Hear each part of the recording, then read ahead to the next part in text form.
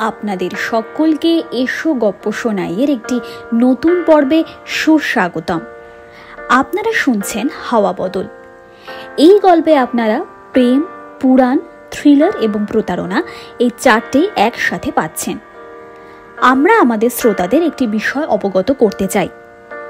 আমাদের গল্পের সমস্ত ঘটনা ও চরিত্র কাল্পনিক এবং বাস্তবের সাথে এর কোনো মিল নেই।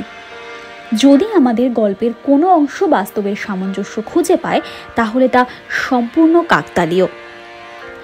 আজ আমাদের এই পর্বের কণ্ঠাভিনয়ে রয়েছেন শ্রেয়সী শীল এবং তুনির সরকার।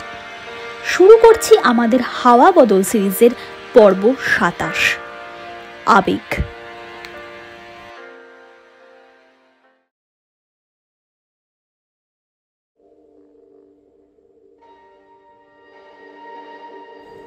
অর্জুন ফোন রেখে ঘরে ঢুকে দেখল উমা ড্রয়ারের সামনে দাঁড়িয়ে।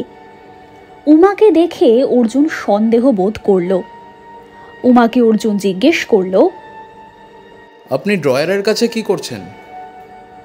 দুর্গা আবারও তার সেই করুণ চাহনি দিয়ে বলল, আপনার কফিটা এখানে রাখতে। আমাকে বেরোতে হবে, দেরি হয়ে যাচ্ছে।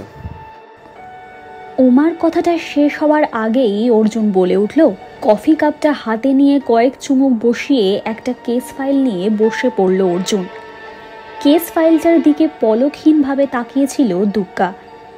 ওই কেস ফাইলে রয়েছে দুর্গার পাপ বিনাশের কাহিনী। দুর্গা একটা সারল্যমাখা হাসি দিয়ে চলে গেল।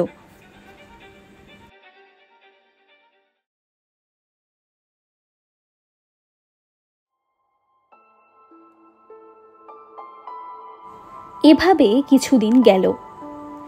এখন অর্জুন উমাকে তার বাড়ির কাজের লোক হিসাবে জানে। একটা নির্ভরতাও চলে এসেছে উমার ওপর। কফি, সকালের খাবার, রাতের খাবার, যে কোনো সময় যা খেতে মন চায় দুর্গার কাছে আবদার করে অর্জুন। যে একার জীবনটা অর্জুনের ছিল সেটা এখন বোধহয় আর নেই। এখন সে জানে সে রাতে বাড়ি ফিরলে তার জন্য খাবার বানিয়ে রেখে দেবে উমা। উমা না থাকলে আবার সেই একলা থমথমে জীবনে ফিরে যেতে হবে তাকে। এদিকে দুর্গা জানে সে কোন উদ্দেশ্যে এই বাড়িতে এসেছে। অর্জুন চ্যাটার্জির তদন্তের কৌশল, কোন পথে এগোচ্ছে পুলিশ প্রশাসন, সবটা জানতে। কিন্তু এটাও ঠিক কোথাও গিয়ে অর্জুন চ্যাটার্জির সেবা করতে তার মন্দ লাগে না। মানুষটা হতে পারে সিংহের ন্যায় দাপট। যখন সে তার কাজে ডুবে থাকে এক থাবায় শেষ করতে পারে সব অন্যায়। স্বর্গ, মর্ত, পাতাল সব এক করতে পারে। কিন্তু তীরন্দাজ অফিসার অর্জুন চ্যাটার্জি, যার পুলিশের নিশানা ভুল হয় না কখনো, সে তার ব্যক্তিগত জীবনে খুবই একা মানুষ। ছোটবেলা থেকে বাবা মার স্নেহ না পেয়ে কঠোর বাস্তবে বিশ্বাসী হতে হতে ভালোবাসা, মায়া, ঈশ্বর এই সব কিছুতেই বিশ্বাস হারিয়েছে সে। কিন্তু অর্জুন উমাকে গত 1 মাস যাবৎ দেখতে দেখতে হয়তো কোথাও একটা গিয়ে বিশ্বাস করে তার জীবনে যদি একটা কিছু ভালো হয়ে থাকে সেটা হলো উমা। অপরপক্ষে উমা ভাবে সে তো এখানে অর্জুন বাবুর ওপর দুর্বল হতে আসেনি। সে তো এসেছে একটা কাজে, তার সংগ্রামে যাতে অর্জুন কখনোই বাধা হয়ে না দাঁড়ায়। কিন্তু সবকিছু যে নিখাদ পরিকল্পনা মাফিক চলছে না তার আন্দাজ পাচ্ছে দুর্গা।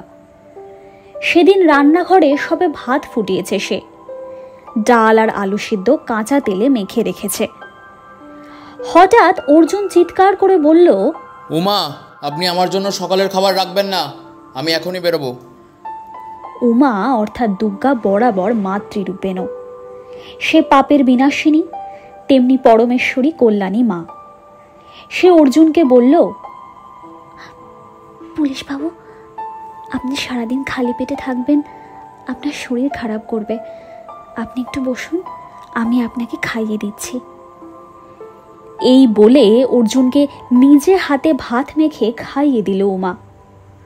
উমাকে দেখে প্রচুর বিস্ময় জাগে অর্জুনের মনে, যেন তার জন্যেই উমার আবির্ভাব। এই বিশ্ব ব্রহ্মাণ্ডে শুধু উমাই বোধহয় একজন যাকে বিশ্বাস করতে পারে তীরন্দাজ অর্জুন। তবে কি অর্জুন আর দুর্গার মাঝে চলে এসেছে ভালোবাসার আবহ?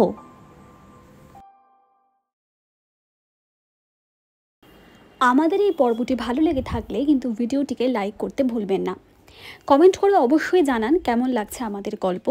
আপনার গল্পপ্রিয় বন্ধুবান্ধবদের সাথে শেয়ার করুন আর অবশ্যই সাবস্ক্রাইব করুন, কারণ আপনাদের এক একটি সাবস্ক্রিপশন আমাদেরকে অনেক মোটিভেট করে ভালো ভালো কাজ আনার জন্য।